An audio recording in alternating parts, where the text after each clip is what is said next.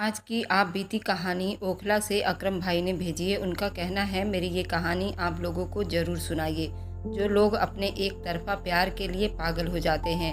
मेरी आप बीती सुनेंगे तो एक बार ज़रूर मुझे गालियों से नवाजोगे, क्योंकि मैंने ऐसा काम कर दिया है कि जिसका पछतावा पूरी ज़िंदगी में ख़त्म होने का नाम ही नहीं ले रहा, और मैं पछताता हूँ। मेरी आप बीती ज़रूर सुनाई जाए और शायद आप मेरी आप बीती से सीखकर ऐसा कदम उठाने के लिए कभी न सोचे। चलिए ये आप बीती सुनते हैं। अकरम भाई के जुबानी में अपनी बुआ की बेटी को पसंद करता था, लेकिन उसने मुझे ठुकरा कर एक अमीर लड़के से शादी कर ली थी। मगर 1 साल के बाद उसे डिवोर्स हो गई। दिल में लगी आग बुझाने के लिए मैंने उससे शादी कर ली। मैं रोज़ उसे मारता था कि उसने मुझे क्यों ठुकरा दिया था। वह चुप करके मार खा लेती। उसके बाद उसने सूरह यासीन की तिलावत शुरू कर दी और कहती थी, अल्लाह मुझे इंसाफ दिला दे। एक दिन मैं उसकी टांगें तोड़ने लगा तो उसने ऊंची आवाज़ में सूरह यासीन पढ़ी। तो मेरा नाम अकरम था। मैं एक कारोबारी इंसान था। मैंने जिस घर में आँख खोली थी वह भी एक कारोबारी घर था। मेरा पापा का कपड़ों का काम था और अच्छे खासे अमीर थे। मैं 3 बहनों का एक ही भाई था और तीसरे नंबर पर था, जबकि 2 बहनें मुझसे बड़ी थी जिनकी शादी हो चुकी थी। बचपन से ही मुझे बहुत ही लाड और प्यार मिला था। पापा मुझ में और बहनों में फ़र्क नहीं किया करते थे, लेकिन मम्मी बहनों से ज़्यादा मुझे प्यार करती थी। मैंने जैसे तैसे 10वीं पास की और उसके बाद कारोबार में अपने पापा का हाथ बटाने लगा। धीरे धीरे दुकान की तरक्की हुई और नई दुकान भी खोल ली। मेरी एक कज़न जो मेरी बुआ की बेटी थी मुझे बचपन से ही बहुत पसंद थी। उसका नाम फिरदौस था। वह अपने नाम की तरह ही अपनी शख्सियत में एक कशिश रखती थी। फिरदौस अपने माँ बाप की इकलौती बेटी थी। वह अच्छी खासी फ्रेंड लड़की थी, हंसने बोलने वाली थी, लेकिन फिर भी मैं अपने दिल की बात उसको कभी ना बता सका था। लेकिन मुझे शुरू से ही बड़ी चंचल और प्यारी लगती थी। शायद वह भी मुझे पसंद करती थी। हम बचपन से ही एक दूसरे से बहुत क्लोज थे और एक दूसरे से हमारा अच्छा खासा हंसी मजाक चलता रहता था। उसके बावजूद भी मेरी कभी हिम्मत नहीं हुई कि मैं उसके सामने अपने दिल खोलकर रख दूं, उससे मोहब्बत का इजहार करूं। मुझे यूं लगता था अगर उसने मुझे ठुकरा दिया तो शायद मेरे लिए बर्दाश्त नहीं होगा, इसलिए मैं उसके लिए मोहब्बत को अपने ही दिल में दबाए रखा। उसका नतीजा मुझे जल्द ही भुगतना पड़ा। वक्त बीतता गया और मैं 22 साल का हो गया था। अब मेरे माँ बाप को मेरी शादी की फिक्र थी। उसके लिए मम्मी ने कई रिश्ते देख लिए थे, लेकिन मैं हर रिश्ते में कोई ना कोई खराबी निकाल देता था, क्योंकि मैं सिर्फ और सिर्फ फिरदौस से ही शादी करना चाहता था। लेकिन मुझे समझ नहीं आती थी मैं मम्मी से और पापा से ये बात कैसे कहूँ। इस शर्मा शर्मी में वक्त मेरे हाथ से निकल गया। एक दिन जब मैं दुकान से घर वापस आया तो बड़ी बहन ने खुशी खुशी मेरे सामने मिठाई रखी। मैंने हैरान होते हुए पूछा, ये किस चीज़ की मिठाई है, और पूछते हुए बर्फ़ी का एक टुकड़ा उठाकर अपने मुँह में रख लिया। बहन कहने लगी, ये मिठाई बुआ ने भेजी है क्योंकि फिरदौस का रिश्ता पक्का हो गया है और 2 महीने बाद ही उसकी शादी की तारीख तय कर दी गई है। ये सुनते ही बर्फ़ी का टुकड़ा जो मैंने अपने हलक में फंसाया था वो मुझे यूं मालूम होने लगा जैसे फिरदौस ने मेरे साथ बेवफाई की है, जबकि मेरी मोहब्बत सिर्फ और सिर्फ मेरा एहसास था, जिसका जिक्र मैंने कभी फिरदौस से किया ही नहीं था। उस बेचारी को मेरी मोहब्बत और मेरे जज्बात के बारे में खबर भी नहीं थी। इस सब के बावजूद मैंने फिरदौस को कसूरवार ठहरा दिया था। मेरे दिल में फिरदौस के लिए बदगुमानियां पैदा होने लगी। मैं अपनी बुज़दिली और कम हिम्मती का जिम्मेदार फिरदौस को ही समझने लगा और सोचने लगा कि फिरदौस ने मेरे साथ ऐसा क्यों किया। मैंने बहुत कोशिश की कि इस 2 महीने में कुछ ऐसा करूं उसका रिश्ता टूट जाए और उसकी शादी ना हो सके, लेकिन मैं अपनी शर्म और कमजोरी की वजह से ये सब कुछ नहीं कर सका। आखिर फिरदौस के शादी का दिन भी आ गया था। करीबी रिश्तेदार होने की वजह से मुझे भी शादी में जाना पड़ा और उसकी विदाई होने का इंतजार अपनी आंखों से ही देखना पड़ा। वह वक्त मुझे सांप बनकर डस रहा था जब फिरदौस अपने दूल्हे के साथ स्टेज पर बैठी थी। उसका दूल्हा कोई खास शक्ल का आदमी नहीं था। उसकी आंखों से वह कुछ खबीस किस्म का मालूम हो रहा था। मैं दिल ही दिल में फिरदौस को बद्दुआएं भी दे रहा था और मेरा गुस्सा फिरदौस के लिए बढ़ता जा रहा था। उस वक्त तो मुझे इस बात का एहसास नहीं हुआ, लेकिन अब सोचता हूँ कि मैं शायद दिमागी मरीज ही बन गया था, जो अपनी बुज़दिली और कम अकल की वजह फिरदौस को ही मान रहा था, उसको सज़ा देना चाहता था। आखिरकार फिरदौस अपने दूल्हा के साथ विदा हो गई। मैं अपने दिल में पत्थर रखकर इंतकाम के जज्बात भड़काते हुए घर लौट आया था। वक्त गुजरता गया और फिरदौस के लिए मेरे दिल में और बुराई बढ़ता चला गया। मैं पूरी कोशिश करता कि किसी तरह उसके शौहर से मुलाकात कर सकूं, उसको कुछ ऐसी बातें बता सकूं जिसका उसका दिल फिरदौस के लिए बुरा बन जाए। लेकिन मुझे ऐसा मौका नहीं मिलता था, क्योंकि उससे मुलाकात सबके सामने ही होती थी। वह भी अजीब तरह का आदमी था, जो किसी से ज़्यादा मिलता जुलता भी नहीं था। फिरदौस की शादी को 4 महीने बीत गए थे जब अचानक खबर मिली कि फिरदौस नाराज होकर घर आ गई है। मेरे दिल को एक कमीनी सी खुशी महसूस हुई थी और मैं अपने नफ्स की तसल्ली करने के लिए मम्मी के साथ ही फिरदौस के घर चला गया था। वहां जाकर मालूम हुआ कि उसका पति बहुत ही शक्की और घटिया आदमी है। सिर्फ शक की बुनियाद पर ही फिरदौस को मारता पीटता रहता है। यही नहीं, बल्कि फिरदौस की सास कुछ इस तरह की औरत है जो बेटे के ऐसे दिमाग का फ़ायदा उठाते हुए फिरदौस को जलील करवाने का कोई मौका हाथ से जाने नहीं देती थी। बुआ की बेटी की हालत देखते हुए मेरी माँ बहुत ज़्यादा दुखी हो गई और रोने लगी। लेकिन मेरे दिल में तो मानो लड्डू फूट रहे थे और मैं फिरदौस की तरह अपना दिल मैला करके देख रहा था, जैसे उस पर जुल्म होने से मेरे दिल को बहुत ही खुशी महसूस हो रही हो। मोहब्बत का वह जज्बा जो मैं कभी फिरदौस के लिए महसूस किया करता था, अब नफरत में इंतकाम का एक बेहिसाब जज्बा बन चुका था। उसके आगे मेरी सारी अच्छाई ख़त्म हो गई थी। कुछ दिन के बाद फिरदौस वापस अपने ससुराल चली गई। लेकिन 2 महीना बीता था, एक बार फिर से फिरदौस अपने मायके वापस आ गई। इस बार भी वही केस था। जब हम फिरदौस का पता करने उसके घर गए, उसके चेहरे पर नील के निशान थे और वह बहुत बीमार थी। उसे देखकर एक बार तो मेरा दिल तड़प उठा था। मोहब्बत ने अंगड़ाई ले ली थी, लेकिन दूसरे ही पल मेरे अंदर का इंतकाम का जज्बा मुझ पर हावी हो गया था। मैं उसकी हालत से मज़े लेने लगा। मैंने दिखावे का नाटक करते हुए फिरदौस से हमदर्दी का इजहार किया, लेकिन अंदर ही अंदर शैतानी खुशी महसूस कर रहा था। अच्छा हुआ जो फिरदौस ने मेरी मोहब्बत को ठुकराया। उसे ऐसी हालतों से गुजरना पड़ रहा है। वक्त इसी तरह बीतता चला गया और फिरदौस के लिए ज़िंदगी मुश्किल से मुश्किल होती चली गई। आखिरकार वह दिन भी आ पहुंचा। लड़ाई झगड़ों की वजह से फिरदौस को डिवोर्स हो गई। वह वापस अपने मायके आकर बैठ गई। हमारे पूरे परिवार के लिए एक बहुत बड़ा झटका था, जिससे सबको ही गुजरना पड़ा था। इससे पहले हमारे खानदान में डिवोर्स का ऐसा कोई केस नहीं हुआ था, लेकिन शायद फिरदौस का नसीब ही ऐसे थे। किसी को मालूम नहीं था कि फिरदौस के लिए मुश्किल सफ़र अभी भी नहीं ख़त्म हुआ और ज़िंदगी ने अभी उसके और भी बहुत सारे इम्तिहान लेने हैं। कुछ वक्त बीता और फिरदौस की इद्दत ख़त्म हुई तो उसके माँ बाप ने उसके लिए रिश्ता ढूंढना शुरू किया। इस सब में मेरी मम्मी भी शामिल थी, लेकिन अब मुश्किल ये आन पड़ी थी कि अब फिरदौस तलाकशुदा थी। ऐसी लड़की को कोई भी अपनी बहू बनाने के लिए राजी नहीं हो रहा था, जैसा हमेशा से हमारे समाज में होता आया है। अब फिरदौस के लिए जो रिश्ते मिल रहे थे वो बड़ी उम्र के बूढ़े आदमी जो बच्चे वाले थे या जिनकी शादी की उम्र निकल चुकी थी। अपने बच्चों के लिए एक नौकरानी चाहिए थी। ऐसे भी रिश्ते आए जो दूसरी शादी करना चाहते थे, लेकिन ऐसे रिश्तों से फिरदौस की माँ को तसल्ली नहीं थी और ना ही मेरी मम्मी तसल्ली में थी। मम्मी अक्सर फिरदौस के नसीब को सोच सोच कर रोया करती थी और दुआ करती थी मेरी बेटियों पर ऐसा वक्त कभी ना आए। उन्हें क्या मालूम था कि उनके घर में ही फिरदौस एक बड़े इम्तिहान से गुजरने वाली है। मैं ये सब मंजर बड़े शौक से और दिलचस्पी से देखा करता था और मेरे दिमाग में और ज़्यादा इंतकाम की आग भड़कती रहती थी। मैं चाहता था कि फिरदौस ऐसे ही किसी घर में दोबारा ब्याह कर जाए, जहाँ पर उसकी मुश्किल का सफ़र सारी ज़िंदगी ख़त्म ना हो।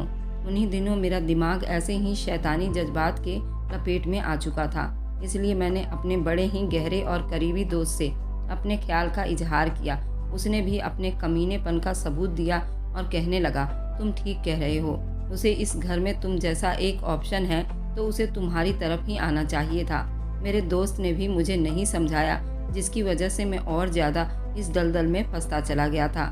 दिन रात यूं ही बीतते जा रहे थे और फिरदौस के डिवोर्स हुए 2 साल बीत गए थे। एक दिन इसी बात पर बहस हुई। अपने दोस्त से बात कर रहा था, उसने एकदम चौंका कर रख दिया, अकरम तुम फिरदौस से शादी क्यों नहीं कर लेते? अगर वह कहीं और गई तो हो सकता है उसे दोबारा डिवोर्स हो जाए, उसकी जान छूट जाए। लेकिन अगर तुम उससे शादी कर लोगे तो फिर तुम तो उसे डिवोर्स भी नहीं दोगे और तुम फिर दूसरी शादी भी कर सकते हो। अच्छा खासा चलता हुआ कारोबार है और तुम फिरदौस को सारी ज़िंदगी अपने कब्जे में और अपनी मुट्ठी में रख सकते हो। उससे जैसे चाहे अपना दिल और इंतकाम ले सकते हो। उसकी बात सुनकर मैं भी चौंक पड़ा। आइडिया तो बहुत ही ज़बरदस्त था और इससे मेरे शैतानी जज्बात की पूरी तसल्ली हो रही थी। मैं फिरदौस को वापस पा सकता था और उसको रौंद कर उसे सजा भी दे सकता था। मैंने अपने दोस्त से कहा, यार आइडिया तो बुरा नहीं है, लेकिन मेरे घर वाले शायद मानेंगे नहीं, क्योंकि फिरदौस अब तलाकशुदा लड़की है। दोस्त कहने लगा, यार तुम भी कमाल करते हो, तुम्हारे घर वाले तो जल्दी मान जाएंगे। मैंने चौंक कर पूछा कि वो कैसे? तो कहने लगा, देखो यार, तुम्हारे मम्मी पापा तुमसे बहुत प्यार करते हैं और तुम्हारे पापा अपनी भांजी के लिए बेहद फिक्र में भी हैं, क्योंकि वह भी अपनी भांजी से बहुत प्यार करते हैं। आखिरकार फिरदौस अपने माँ बाप की इकलौती औलाद है और इसी वजह से तुम्हारे मम्मी पापा की भी लाडली रहेगी। तुम्हारी बहन थोड़ी बहुत बातें बनाएंगी, लेकिन तुम्हारे मम्मी पापा भांजी की मोहब्बत में तुम्हारा साथ देंगे। दोस्त की बात सुनकर मैं बड़ा खुश हुआ था और उससे कहा, यार क्या शैतानी दिमाग पाया है तुमने? ऐसा ज़बरदस्त आइडिया मुझे पहले क्यों नहीं दिया? और फिर 2 साल आराम से घर में बैठी रही, वरना मैं उसके ये 2 साल भी उसके लिए जहन्नम बना देता। दोस्त ने हंसते हुए बोला कि चल यार, अब तू आइडिया आ गया ना, अब इस पर काम करना शुरू कर। मैंने कहा, चल ठीक है, मैं देखता हूँ। अब मेरे लिए मुश्किल ये थी कि मैं अपने पापा से कैसे बात करूं, क्योंकि अपनी इसी फितरत और झिझक और कम दिमागी की वजह से एक बार पहले भी फिरदौस को खो चुका था। लेकिन अब की बार फ़र्क ये था कि पहले मेरे दिल में मोहब्बत के जज्बात थे और अब बस नफ़रत और इंतकाम का जज्बात था। इस नफ़रत और इंतकाम ने मुझे शैतानी आइडिया समझाना शुरू कर दिए थे। मैंने धीरे धीरे फिरदौस के मामले में दिलचस्पी लेना शुरू कर दिया। मम्मी के सामने अक्सर ये कहना शुरू कर दिया कि फिरदौस जैसे नसीब तो किसी का न हो, और मैं बात बात में फिरदौस से हमदर्दी जताने लगा। मम्मी भी मेरी बात सुनकर जज्बाती हो जाती और कहती कि काश मेरे बस में सब कुछ होता, मैं ज़रूर कहती। इसी तरह अपनी मम्मी का ध्यान अपनी तरफ करवाते हुए कुछ दिन बीत गए। आखिरकार वह दिन भी आ गया। इतने ड्रामाबाजी के बाद मैंने एक दिन मम्मी से कहा कि मम्मी एक बात कहूँ, अगर आप बुरा न मानो। मम्मी कहने लगी, नहीं मैं बुरा नहीं मानूंगी, तुम कहो। मैंने कहा, मम्मी आप लोग बाहर फिरदौस के लिए रिश्ता ढूंढते फिर रहे हो, तो क्या हमारे खानदान में रिश्ता नहीं है? मम्मी कहने लगी, खानदान में अगर रिश्ता होता और कोई उसको अपनी बहू बनाने के लिए तैयार होता तो हमें बाहर क्यों देखना पड़ता? मैंने कहा, मम्मी फिरदौस के हालात देखते हुए मेरा दिल बहुत दुखता है, मैं आपसे कुछ कहना चाहता हूँ। मम्मी चौंक कर बोली और मेरी तरफ देखने लगी और कुछ नहीं बोली। वह बहुत गहरी नज़रों से मेरी तरफ देख रही थी। आखिरकार माँ अपनी औलाद के दिल का हाल जान लेती है। मैं कुछ देर ड्रामा दिखाते हुए चुप रहा, फिर कहा कि मम्मी मैं चाहता हूँ कि हम फिरदौस को इस घर में ले आएं। मैं फिरदौस से शादी करना चाहता हूँ। ये कहकर मैं बड़ी ही मक्कारी से चेहरे पर फर्माबरदारी असर जमाते हुए सर झुका लिया था। मम्मी कुछ देर चुप रहीं और फिर कहने लगी कि दिल तो मेरा पहले भी चाहता था, लेकिन मुकद्दर में नहीं था। अब फिरदौस तलाकशुदा है, लोग बातें बनाएंगे। मैंने कहा कि मम्मी लोगों का काम ही है बातें बनाना, आप लोगों की परवाह ना करें। आप अपनी भांजी का चेहरा देखिए, उसकी ज़िंदगी की तकलीफ़ों पर गौर करो। मेरे लहजे से कहीं से भी ये नहीं लग रहा था कि मेरे अंदर एक शैतान छुपा बैठा है जो कमीनेपन की सारी हदें पार कर रहा है। मम्मी कहने लगी, हाँ तुम सच कहते हो, लेकिन तुम्हारे पापा शायद ना माने। मैंने कहा कि पापा तो मान ही जाएंगे, उनको मनाना तो आपके हाथ में है। फिलहाल तुम अपनी बेटियों को समझा देना, क्योंकि ये एक नेक काम है और मैं चाहता हूँ कि मेरे घर वाले इसमें मेरा पूरा पूरा साथ दें। मम्मी कुछ देर सोचती रही और फिर रोने लगी और उठकर मेरा माथा चूम लिया और कहने लगी कि बेटे तुमने मेरी बड़ी मुश्किल हल कर दी। फिरदौस को हमेशा से मैं अपनी बहू बनाना चाहती थी, लेकिन उसके घर वालों के ऊंचे सपनों ने आज उन्हें ये दिन दिखाया है। लेकिन मैं आज भी फिरदौस को अपनी बेटी ही समझती हूँ। अपनी नंद के लिए मेरे दिल में कुछ भी बुरा नहीं है। तुमने मेरा सर फख्र से बुलंद कर दिया है। मैं जल्दी ही इस बारे में बातचीत शुरू करती हूँ। मम्मी की ये बात सुनकर मेरे दिल में लड्डू फूटने लगे और मेरे दिमाग ने मुझे शाबाशी दी। क्या ही शैतानी खेल रचाया है। मेरी बहनों और पापा ने थोड़ी बहुत ड्रामा दिखाए थे, लेकिन मम्मी की मोहब्बत के सामने वह भी जल्दी हथियार डाल गए थे। उन्होंने भी मुझे शाबाशी दी। जैसा कि मैंने सोचा था, मेरी बहनों ने उस पर काफ़ी बुरी भली बातें सुनाई थी और चढ़ाया था, क्योंकि अपने इकलौते भाई के लिए किसी अच्छी लड़की को घर में दुल्हन बनाकर लाना चाहती थी। लेकिन जब मम्मी पापा ही मान गए तो फिर बहनों को मजबूरन चुप रहना पड़ा था। आखिरकार वह दिन भी आ गया जब सारे घर वाले इस रिश्ते पर राजी हो चुके थे। मम्मी पापा मेरा रिश्ता लेकर फिरदौस के घर चले गए। मेरी बुआ कहने लगी कि भाभी तुम इस मुश्किल वक्त में ये एहसान कर रही हो कि अपने कुंवारे बेटे का रिश्ता मेरी तलाकशुदा बेटी से करना चाहती हो। मैं तुम्हारा एहसान सारी ज़िंदगी नहीं उतार पाऊंगी। तुम तो अपनी फिरदौस को जानती हो, मुझे उसके बारे में किसी तरह की सफाई देने की ज़रूरत नहीं है, और तुम तो अच्छी से जानती हो वो कितनी अच्छी नेचर और प्यारी लड़की है। मुझे तो तुमसे ये कहने की भी ज़रूरत नहीं है कि तुम उसका अपनी बेटी की तरह ख्याल रखना, क्योंकि जो तुम कर रही हो वह आज की इस मक्कार और खुर्दगर्ज दुनिया में कोई भी नहीं करता। मम्मी ने अपनी नंद को गले से लगाया और ये रिश्ता पक्का हो गया, क्योंकि फिरदौस के घर वालों की तरफ से तो इनकार का सवाल ही पैदा नहीं होता था। उसके बाद शादी की तैयारियां शुरू हो गई। फिरदौस के घर वाले तो सादगी से शादी करना चाहते थे, लेकिन आखिरकार हमारे घर वाले के इकलौते लड़के की शादी थी, इसलिए बड़ी धूमधाम से शादी हुई और फिरदौस मेरी दुल्हन बनकर मेरे घर आ गई। मैं आज बहुत खुश था। अब मुझे मेरा इंतकाम और फिरदौस अपने कब्जे में नजर आती हुई दिखाई दे रही थी। मैं दिल ही दिल में अलग अलग तरह के प्लान बना रहा था, कैसे कैसे फिरदौस को दिमागी और जिस्मानी तौर पर परेशान करूं और तकलीफ देना शुरू करूं। मेरा दिमाग और दिल पूरी तरह शैतान के कब्जे में चला गया था और मेरे दिल से फिरदौस के लिए मोहब्बत अब बिल्कुल ख़त्म हो गई थी। सारे रस्म के बाद जब फिरदौस विदा होकर हमारे घर आ गई, मैं कमरे में गया।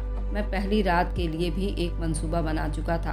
अब मैं कमरे में दाखिल हुआ तो मैंने देखा कि फिरदौस सजी सवरी घूंघट निकाले बेड पर बैठी थी।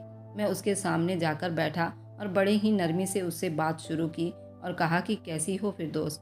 वह शर्माती रही, लेकिन उसने कोई जवाब नहीं दिया। मैं उसकी कैफियत समझ रहा था कि एक नाकाम शादी के एक्सपीरियंस के बाद उसके दिल में कैसे कैसे सवाल उठ रहे होंगे और वह सोच रही होगी कि मैं उसको कबूल करूंगा या नहीं। थोड़ी देर चुप रहा। मेरे एक बार फिर से पूछने पर उसने बातचीत शुरू कर दी, लेकिन उसके अंदाज में अभी भी झिझक थी। यूं ही बात करते करते एकदम मैंने उसे कहा कि तुम इतनी उदास क्यों हो? तुम्हें अपना पहला शौहर याद तो नहीं आ रहा? मेरी ये बात सुनते ही फिरदौस एकदम मेरी तरफ उसने ऐसे देखा जैसे किसी ने उसकी पूरी जिंदगी की खुशियाँ छीन ली हो। उसकी आंखों में बेयकीनी की करछियाँ चुभ रही थी और उसके आंखों से आंसू बह रहे थे।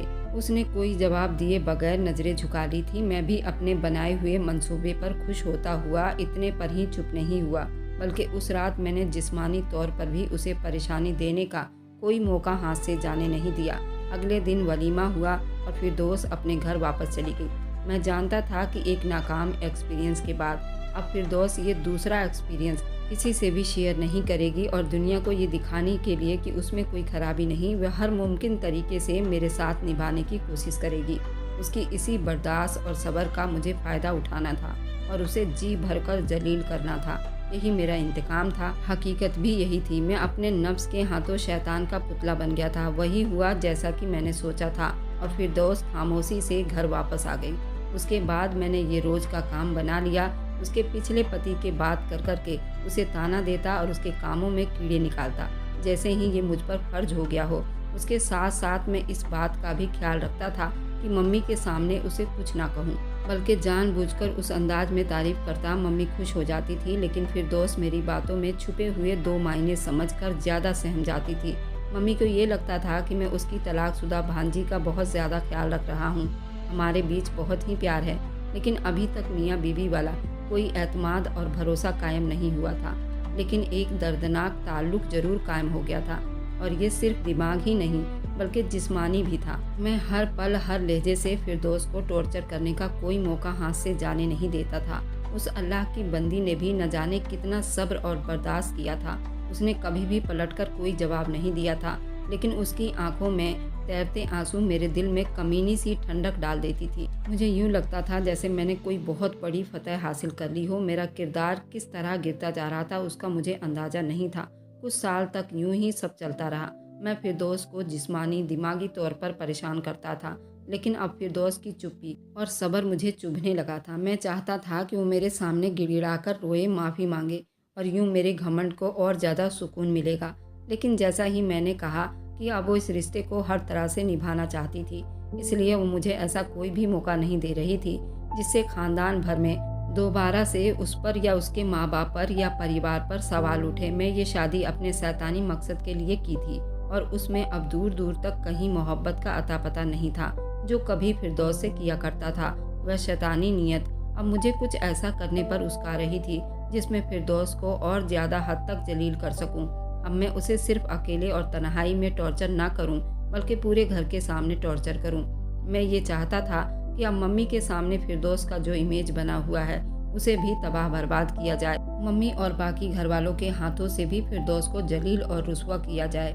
इस सब के बावजूद फिरदौस को डिवोर्स देने या उसे छोड़ने का दूर दूर तक मेरा कोई प्लान नहीं था, क्योंकि मैं हाथ में आए हुए शिकार को किसी भी तरह से आज़ाद करने वाला नहीं था। मैं पूरी तरह दिमागी मरीज बन चुका था, जिसका कोई इलाज नहीं हो सकता था। अब मैं यही सोच रहा था, किसी तरह कोई ऐसा प्लान बनाया जाए जिससे फिरदौस को बाकी घर वालों की नज़रों में, यहाँ तक कि उसके अपने घर वालों के नज़रों में भी गिरा दिया जाए। उसके बाद मैं उस पर हमदर्दी जताते हुए उसको अपने साथ ही रख लूँ और यूँ उस पर एहसान का एक और बोझ चढ़ाकर सारी ज़िंदगी के लिए उसको रोंद कर अपने शैतानी मकसद की तसल्ली कर सकूं। बहुत सोच विचार करने के बाद आखिरकार मेरे दिमाग में एक बहुत भयानक और घिनौना मंसूबा तैयार हुआ था। हमेशा की तरह इस मंसूबे पर काम करने के लिए राय लेने अपने दोस्त के पास चला गया, जिसने मुझे फिरदौस से शादी का राय दिया था।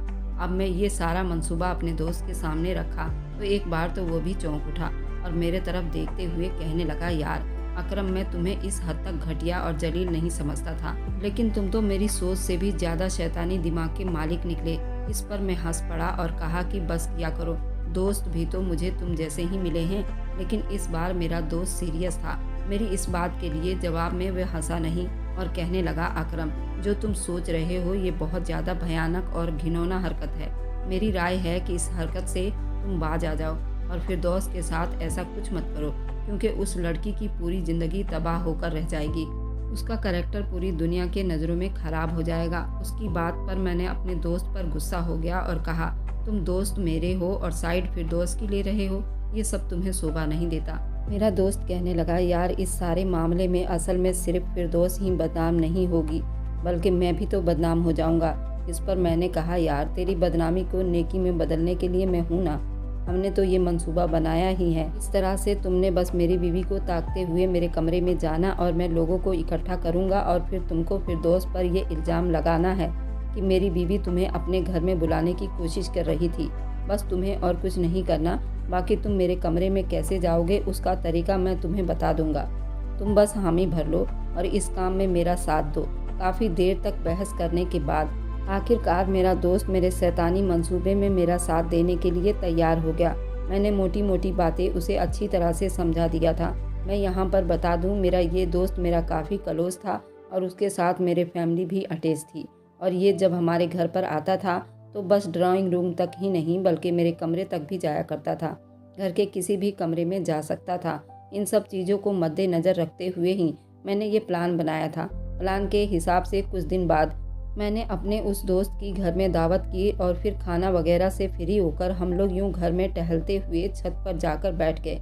मैंने ये दिमाग में रखा, जब हम छत पर बैठे हों तो उस वक्त मम्मी और एक बहन छत पर ज़रूर मौजूद हो, और ऐसा ही हुआ था। तभी मैंने दोस्त को इशारा किया। वह नॉर्मल से अंदाज में बोला कि अकरम, मेरे फ़ोन की बैटरी लो हो रही है, उसको चार्जिंग पर लगाना है। तो मैंने उसे बुलाकर कहा, यार मेरे रूम में चार्ज पड़ा हुआ है, तुम अपना फ़ोन उधर ही लगा लो, फिर वापस जाना, अभी चाय बन रही है, फिर पी कर जाना। मेरा दोस्त भी उठने में कुछ हिचकिचा रहा था, लेकिन मैंने उसे गुस्से से घूरा।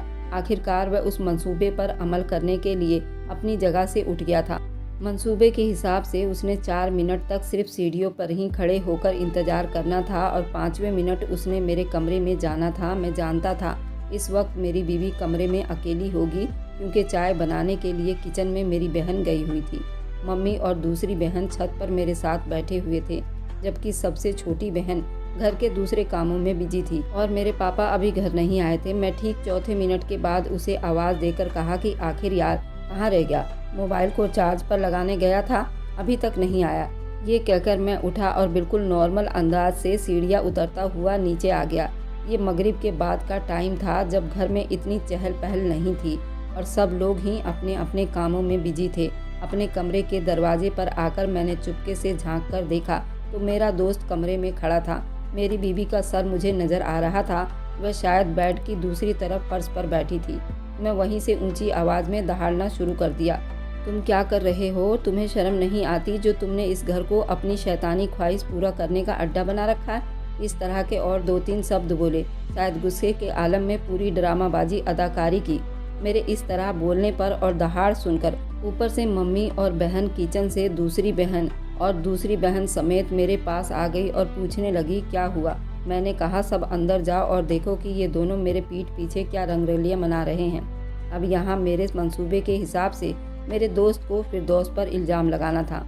हम जैसे ही कमरे में दाखिल हुए तो मैंने देखा कि मेरा दोस्त घुटनों के बल ज़मीन पर बैठा है, उसके चेहरे पर आंसू बह रहे हैं। अंदर दाखिल होने पर मुझे साफ नज़र आया कि मेरी बीवी उस वक्त मगरिब के बाद जानेमाज पर बैठकर यासीन की तिलावत कर रही थी, दुआ मांगने में बिजी थी। जब मैंने दहाड़ कर और चीखें मारी और वह चौंक कर हमारी तरफ देख रही थी। मेरी निगाहें इल्ज़ाम सुनकर वह उस वक्त सीधे सदमे की कैफियत में थी। इससे पहले कि मैं कुछ और बोलता, मेरा दोस्त उठा और उसने मेरे मुंह पर एक जोरदार तमाचा मारा और कहने लगा, आंटी ये सब शैतानियत आपके बेटे की फैलाई हुई है, और हाँ मैं मानता हूँ किसी हद तक मैं भी इस सब में शामिल हूँ। ये कहकर उसने फिरदौस की शादी के प्लान से लेकर अब तक की सारी पोल पट्टी खोल कर रख दी थी। उसकी इन बातों ने मुझे बहुत ज़्यादा गुस्सा दिलाया था और मैंने मुस्कुराना चाहा और उसे कहा कि तुम्हारे पास इन सब चीज़ों का क्या सबूत है? तुम अपने आप को बचाने के लिए मुझ पर झूठा इल्ज़ाम लगा रहे हो। तो उसने जेब से मोबाइल निकाल कर ऑडियो रिकॉर्डिंग चला दी, जिसमें हमारी की गई सारी बातें रिकॉर्ड थी। ये सब सुनने के बाद मम्मी ने मुझे मारना शुरू किया और बद्दुआ देने लगी। मुझे नहीं मालूम था कि मैं अपने ही घर में एक शैतान को पाल रही हूँ। उसी वक्त पापा भी घर आ गए थे और पापा ने घर में आकर एक बहुत बड़ा खुलासा किया था। वो ये था, जो मैसेज मैंने फिरदौस के शौहर के पास भेजा था, बस सारा मैसेज उसने मेरे अब्बू को दिखाया था और कहा था, क्या ये तुम्हारा बेटा है? इसी की वजह से मैं आज फिरदौस से दूर हुआ हूँ। ये हर रोज़ मेरे मोबाइल पर अलग अलग नंबर अलग अलग नाम से मैसेज भेजता था और उस मैसेज में ये लिखा होता था कि मैं फिरदौस का बॉयफ्रेंड हूँ, जिसकी वजह से मैं फिरदौस से हमेशा दूर होता गया। जबकि मेरी बीवी हमेशा ये कसम खाकर कहती थी, मैंने आज तक किसी से कोई बातचीत नहीं की। न जाने ये कौन है जो मेरे लिए ऐसी ऐसी मैसेज भेजता है। ये सारा खुलासा होने के बाद तो मेरा शरीर काम ही नहीं कर रहा था, क्योंकि ये सब कुछ सच था। क्योंकि मैं ही उसके पति रिहान को अलग अलग नंबरों से मैसेज भेजता था ताकि फिरदौस का डिवोर्स हो जाए और वापस मैं फिरदौस को पा सकूं। मुझे फिरदौस से बहुत नफरत हो गई थी, क्योंकि फिरदौस ने मुझे अपने शादी के लिए क्यों नहीं चुना था। मैं नहीं बोल पाया था, लेकिन वह तो अपने माँ बाप से बोल सकती थी। मेरी माँ ने ये सब सुनकर बड़ी जोर से मेरे मुंह पर थप्पड़ मारा था और कहा, ये सब करते हुए तुम्हें शर्म नहीं आई? लेकिन तुमने ये कहा होता कि मुझे फिरदौस से शादी करनी है, उसमें तुम शर्म मान गए और उसका बदला तुमने उसको तलाक तक पहुंचा दी। तलाक भी दिलवा दिया। अब तुम्हारे साथ कभी भी फिरदौस नहीं रहेगी, क्योंकि उसका शौहर रिहान वापस उससे निकाह करने के लिए आ रहा है और मैं उसे यूं रोता बिलखता नहीं देख सकती। मैं उसका निकाह रिहान से वापस करवा दूंगी और मेरे माँ बाप ने ऐसा ही किया और मैंने भी फिरदौस को तलाक दे दिया। रिहान उसको प्यार करता था, लेकिन वह भी बहकावे में आ गया था। उसने भी फिरदौस से बहुत माफ़ी मांगी थी। दोस्तों, मैंने उसको डिवोर्स तो दे दिया, लेकिन वो मेरे दिल में अभी भी बसती है। ये मेरा एक तरफा प्यार था जो मुझे ही ले डूबा था और उसकी ज़िंदगी को भी बर्बाद कर दिया था। मैं माफ़ी के लायक तो नहीं हूँ, लेकिन गलती तो रिहान की भी थी। वह किसी के बातों पर आकर अपनी बीवी पर शक करता था और उसे मारता पीटता था। आप लोग बताइए, सबसे ज़्यादा गलती किसकी थी, मेरी या रिहान की? अगर आपको आज की कहानी पसंद आई है तो वीडियो को ज़रूर लाइक कीजिएगा और अपने दोस्तों के साथ शेयर भी कीजिएगा। और हाँ, अगर आपने अभी तक हमारे चैनल को सब्सक्राइब नहीं किया है तो ज़रूर सब्सक्राइब कर लीजिए। मिलते हैं हम अपनी कल की एक और नई दिलचस्प कहानी के साथ। मुझ पर सदा अपना प्यार और स्नेह बनाए रखें। सभी को मेरा प्यार भरा नमस्कार दोस्तों।